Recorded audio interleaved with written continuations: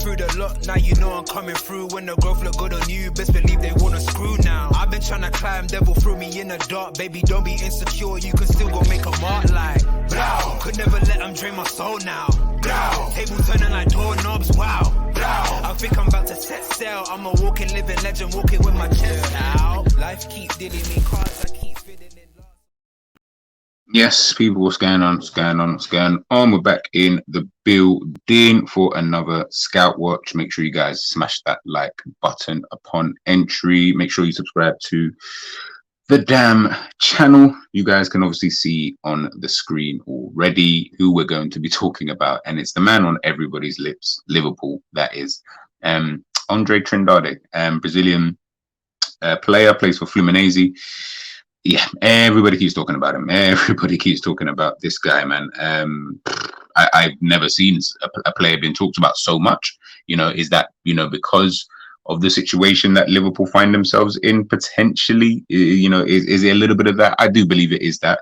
I'm not saying he's not a good player. He does seem like a very interesting individual. Obviously doesn't have the profile or anything like that in terms of around Europe or, you know, all of that kind of jazz, if you really care about that kind of stuff. But maybe you don't. You know, at the end of the day, if the player's good, then the player's good, you know. So I think that's one of the main things that I kind of have noticed really and truly about him, in regards to like looking at Liverpool's midfield, what we potentially need going forward. Some say, you know, he could come in and be that new number 6 that we need, you know.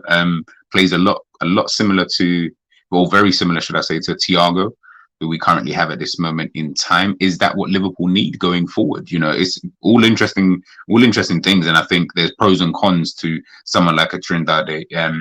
So, you know, let's just dive into him, man. Let's just dive into him. So, as I mentioned before, you know, one of the main things that I always think about is obviously the right profile. You know, what exactly do you want in your team? What type of midfielder are you looking for? As I mentioned, similar style really to Thiago. I would probably say a bit more defensively resolute in that kind of sense. But, you know, Thiago's got that kind of flair about him. You know, he's an experienced international, you know, he's played at the highest level. So who knows where Trindade might actually potentially end up in that kind of sense. So not to knock him or anything like that, but they are quite similar in their playing styles. But ultimately, Thiago is obviously Thiago. Now, when we look at like the general stats and stuff like that of someone like Trindade, you can see, as I mentioned before, on the ball stuff seems like a really, really good midfielder or defensive midfielder, if you want to call him that. And I think maybe that's what people are looking for. And this is where I'm like, fair enough. You know, if you want a midfielder, ball playing, you know, kind of DM, that deep line playmaker, then maybe he might be the person to get. You know, I hear that the fee wouldn't be so big, you know, in terms of around about 20 million. I know Liverpool potentially, from what Melissa Reddy was saying on social media the other day, I know that Liverpool have kind of, would I say, turned their attention, so to speak. Again, at the time of this video, I don't know, by the time this video gets posted out, would Liverpool have turned their attentions back towards Romeo Lavia? But I do think that they're kind of similar, if I'm being totally honest with you. Yeah, they're both the qualities that they both possess, both him and Lavia. I feel like they're very similar. He might be, again, more defensively resolute just in nature of his kind of football, but whereas I look at Lavia and think maybe he's more the cultured kind of DM. But again, it just depends on what you're looking at, you know. And again, you see here, you know, pass completion rate 93.2%, really, really good. Progressive passes, pretty decent. Progressive carries, successful take-ons, passes even attempted, you know, within games. But defensively, again, like I mentioned, he's got those similar traits to like a Thiago. I think all three are very similar, like Thiago, Lavia, and Trindade. You know, from the highlights that I've seen of him, watched the game the other day, yeah, you know, where he was playing very similar, in my personal opinion.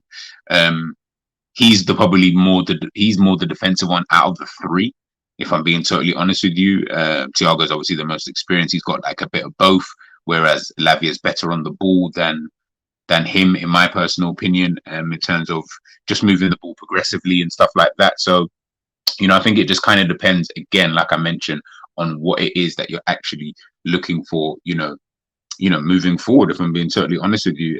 Look at his possession stats here. I'm not going to rifle through all of them. You guys can obviously go and check this out. Touches really good. Successful take-ons, we mentioned that before. 1.71, that's pretty decent. Carries, total carrying distance, progressive carrying distance, really good. Passes received, really good. He really is an option, in that team. And again, looking at his passing stats in a general sense, this is where he really does thrive. And this is why I say very, very similar players.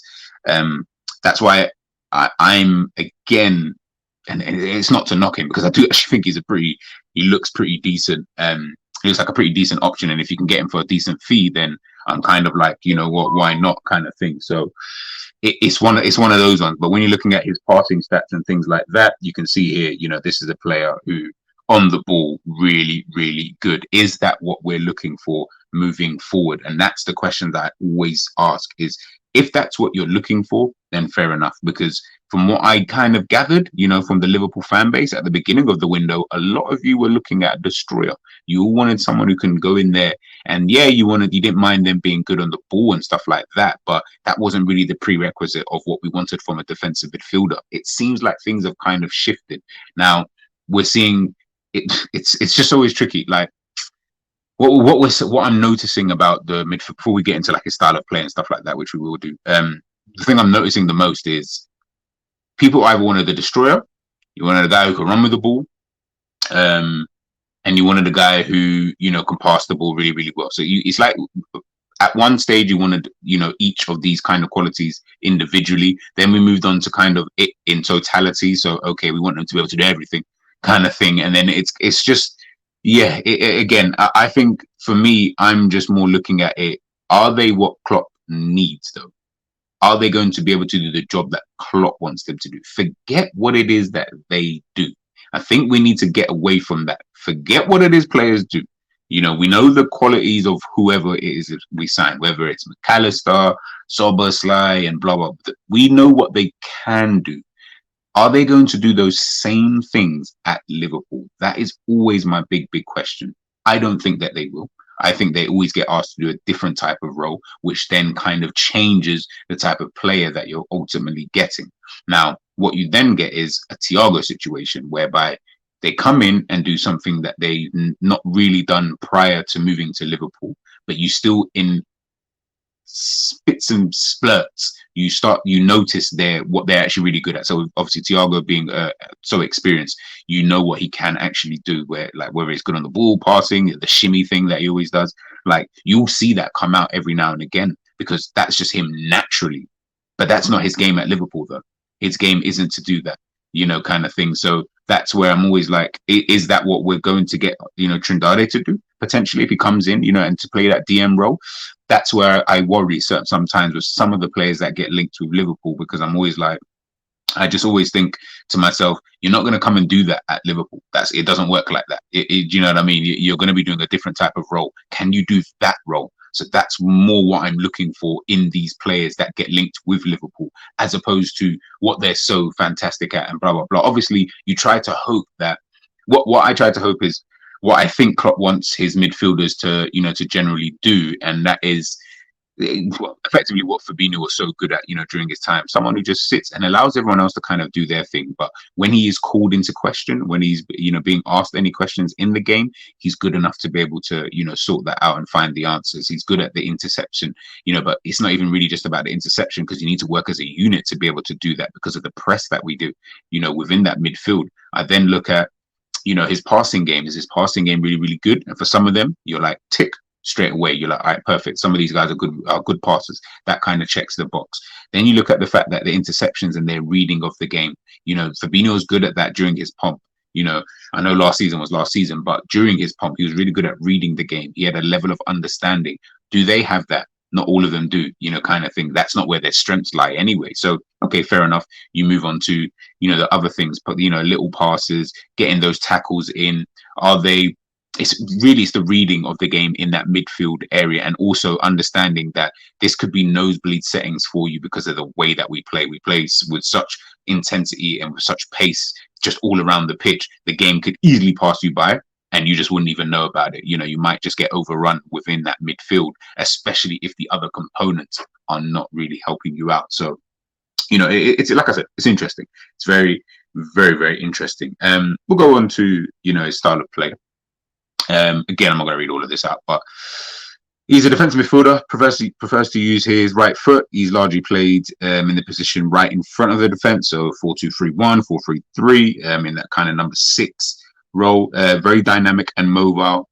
His size gives him the ability to be shifty and quick in his dribbles when carrying the ball out of the back and progressing into the final third. Because of his technical ability on the ball, he's largely seen waltzing forward and attempting to be as creative as possible. So again, like I mentioned, that Thiago role. Thiago really liked to do that when he was playing for Bayern Munich, where he pick up the ball from the centre backs and then be able to drive forward. But because he's got that technical ability, because he's got that really good ball control, the progressive carry, and all that kind of crap, because he's got all of that in his locker, it comes off really, really well. But you need the other parts of the team to be able to help you with that. At Bayern, when Thiago had that, he had all these front players players in further on in midfield who are moving around enough for him to be able to utilize his own skill set.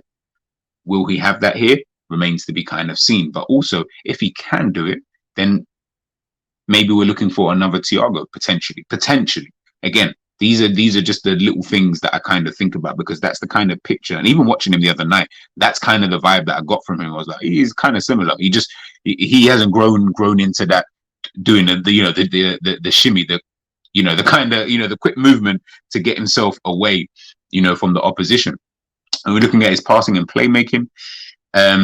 He's most certainly not a playmaker or a creative focal point for his team. He has a high percentage of successful passes, but most of those are aimed at keeping possession tight and the side in control, rather than needle threading balls that aim to split the defense. Again, very, very similar. Thiago does the same thing. These guys just keep possession. Sometimes it's possession for possession's sake, but if you're good at that, then you're good at that. Is that what we're looking for moving forward? Do we want a player who can just come in there, keep things ticking? Just keep the ball ticking. Not really necessarily looking to move the ball forward quickly, even though that's what you're going to need to do in this midfield, because that's how we actually play. We need to get that ball forward very, very quickly. Otherwise, we start trying to play a possession game. And in my opinion, we're not that good at possession game in terms of, yes, I know we have high possession, but it's possession for possession's sake. It's with no real there's no real impetus in terms of what we're actually trying to do moving forward. It's just, keep the ball and slow passes at the back, and Van Dijk might get it, Gomez, Konate, whoever might get the ball after that, and it's just popping it around, but it's very, very slow. But is that what you're looking for moving forward? Again, if so, he might tick those kind of boxes. And again, I know it might sound like I'm being a little bit don't know what the word is, but I'll use pedantic, so to speak, in regards to Trindade. Not because I don't think he's a good player. I do think he's a good player. I'm just trying to figure out, is that what we need in our midfield moving forward? His quality, his skill set, is that what you want to see? Or forget what you guys want to see. Forget what I want to see, because what I want to see and what you guys want to see might be different to what Klopp, the one who's actually important. Is that what he needs to get his midfield ticking? Does he need another ball player in that defensive midfield position? Liverpool are not really that good of a build-up team anyway. So, and that's not our game. If we start having to do the build-up thing, you almost negate what then we're really actually good at, which is getting the ball forward and, to the attackers and making things happen from there. If you then start to try and turn into like a Brighton as an example, I know we've got McAllister, so maybe we think we could potentially do that. But if you're going to try and turn into that kind of football, a lot of other parts of the team are not there to do that. We don't have comfortable defenders who can hold the ball for a sec and then pop it off. We've got too many of those defenders who are going to make mistakes in those kind of areas. And I don't see anyone really in the midfield, bar maybe McAllister, Trent, potentially, who seems like they'll be really comfortable under pressure.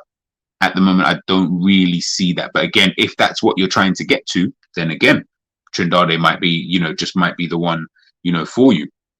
Again, looking at his tackling, he's constantly aware of which side of the body he has to shift in order to not be beaten in 1v1 situations. When facing a counter-attack or anything of sorts, he uses his speed in order to catch up to opponents and pluck the ball away. That's something I did actually notice, that he is relatively quick, which you don't really see with defensive midfielders. So again, quite interesting to see in terms of, is he the upgrade? Sorry, wrong terminology.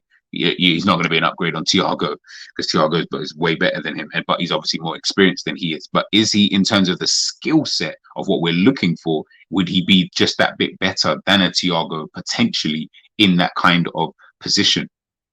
We'll wait and see. And lastly, just looking at his dribbling, similar to João Gomez during his time at Flamengo, Andre is also tasked with moving the ball high up the pitch if no option is available. Due to his size and his shiftiness, one of his best attributes is his dribbling. And again, watching him in the game the other night, watching the highlight reels of him, that seems to be his kind of thing. He can get himself out of situations, which I do really like. He doesn't need to really drop a shoulder or anything like that. He just has really good close ball control, good technique on the ball as well when he does need to release it. He seems like he is relatively comfortable under pressure, even though sometimes he might even be not the last line of defense, but just before you even get to that defense, he's the only one there, and I feel like he reads that kind of situation pretty well. So, again, it's just more of a wait and see. Just want to quickly take a look. This is his statistics against Fabinho for Fabinho's previous last season, and obviously I think they're still currently playing. So technically, this season or 2023, for him, you can see here. I mean, take-ons, wow, 73-7. Absolutely ridiculous. But it was the ground duels contested that really got me, because I thought, okay. He's by about 100 and what's that 108 more than a Fabinho. It's quite a lot, and the ground rule success obviously being what it is. Again, forward passes, sideways passes, short passes completed. Is that more to do with the system? Potentially, but it's still there for reading. It still shows that he is really, really good, on the ball. And obviously you can see here passes attempted, completed, the accuracy of his passes, even though Fabinho's isn't that way off in terms of the percentage wise, 88-92, it's still obviously better. And then long passes, something that I didn't feel Fabinho was doing quite well in his last season, but something that I felt he was doing prior to that, which is his long passing. That's something that Fabinho was really, really good at. Sometimes he would just click the ball over for the front line to run onto, and sometimes teams were caught off guard by that. That's something that Fabinho hasn't really been doing as much, or that well, should I say. Even just quickly taking a quick look at obviously his heat map here.